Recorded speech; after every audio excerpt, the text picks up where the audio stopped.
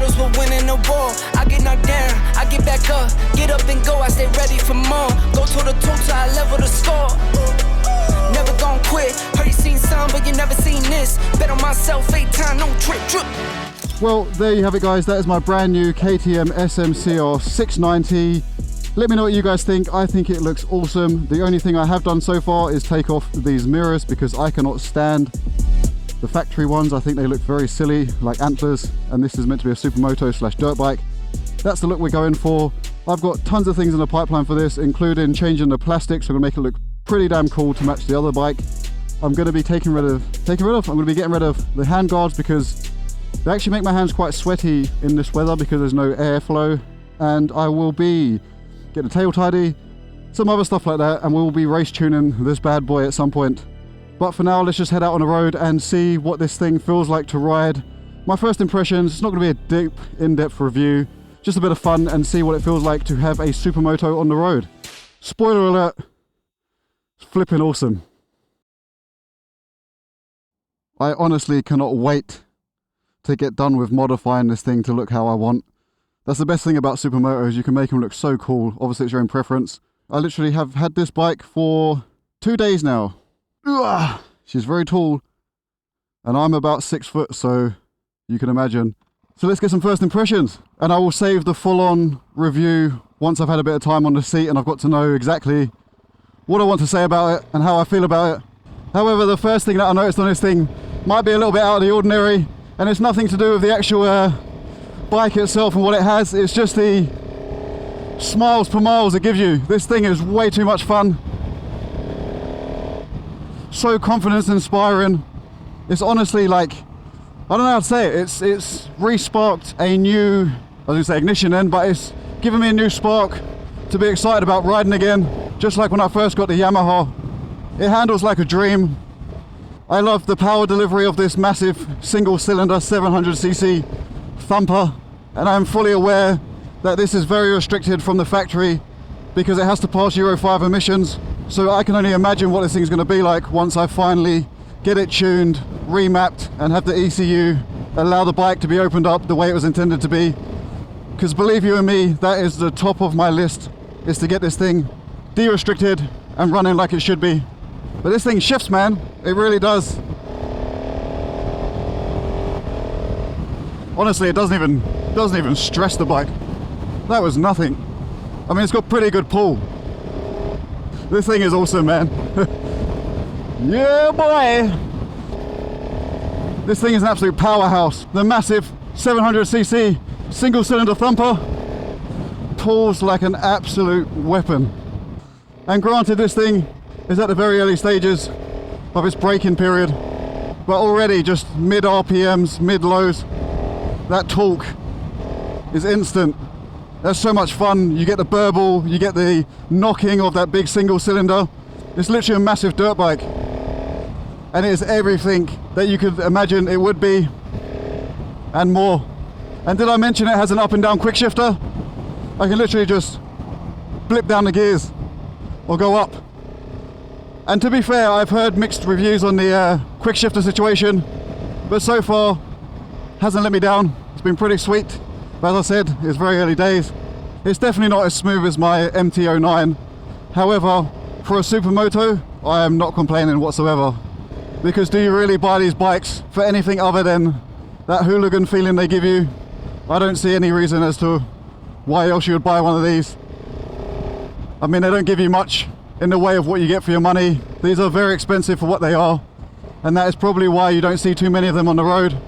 I know I don't out here in New Zealand anyway, and being a bright orange KTM, this thing draws way more attention than my Yamaha for sure. I've noticed that already.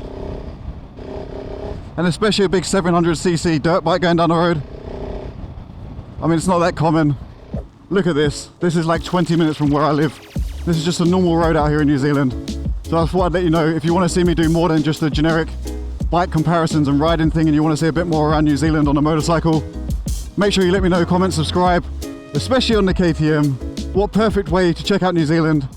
Anyway, as I was saying, you can see straight here, you don't get much for your money in terms of technology or any user interface like that. It's pretty much a calculator, and it does the bare minimum of what a bike should do. Luckily I have the newer generation, which tells you what gear you're in, so that's a nice little touch. But in my eyes, you don't need much else. I know people have complained about it, and I can see why. I mean, it's not hard just to put a nice TFT display on, but the last thing I'm doing on this is looking down at the dash. It's a bit more of an old school raw ride by feel sort of thing, and maybe because this is a second bike to me, I don't miss having a TFT display. But the only complaint I really do have, and it's not the end of the world, is that this thing doesn't even come with a fuel gauge. You literally ride until it says you're running out of fuel, find a gas station quick. Now, granted, I haven't tested that theory just yet because I've only had this bike, as I said, for 2 days. It came with a full tank of gas. So if we get the warning light on here, I don't know, we might be pushing this, boys. We might be pushing it back home. For a supermoto, this thing hauls ass, man. It has no business with this much power and being this tall and this agile. And that's just a slow 5th gear roll on. The 4th gear roll on. So it's low in the RPM, so that thumper is really purring along. You can feel it knocking as we give it some. It's honestly magic. This makes you feel so childish again. And the biggest problem I'm going to have with this is keeping my license, I think. And I semi-joke, but it really does make you want to do stupid stuff. I mean, this is my 2nd or 3rd day of owning this bike, and the first thing I can think of is just doing stupid stuff with it. And granted, being tall, this thing leans right the way over, so you very much feel like you're sitting on top, and when you lean you do get that like aeroplane feeling. You really do lean right over. However, the tyres hold very, very well. The suspension is wicked. I did set it up yesterday a bit more for myself, and that's dialed it right in, and it does give you a lot of confidence. These things do have a lot of grip, and with the suspension they do give you a lot of confidence, which just adds to the overall fun factor of this bike. And I think this is where it wants to be, down roads like this, getting chucked around. And it's not the smoothest road, they never are in New Zealand in these kind of out the back roads. And how perfect, I come around the corner going under the speed limit and there's a police car sitting right there. What is the odds of that? This is our lucky day. But I think I've pretty much bought the perfect bike for this environment. As you can see, I get bumped around. The roads out here are very bumpy, there's a lot of swirls and dips, and you feel it every bit on a sportier bike. Not saying they're not capable, but you do feel it, and they do catch you off guard out here sometimes. Whereas this just soaks up the bumps. As you can imagine, it has so much ground clearance, you don't even think twice about hitting a divot or a dip. You just power through it. And I may or may not have taken this over a few curbs, bumps and roundabouts already, and it just eats them up like nothing. Make sure we're not being followed by the pole. Yeah, I can't wait to put a full system on this and get this thing remapped.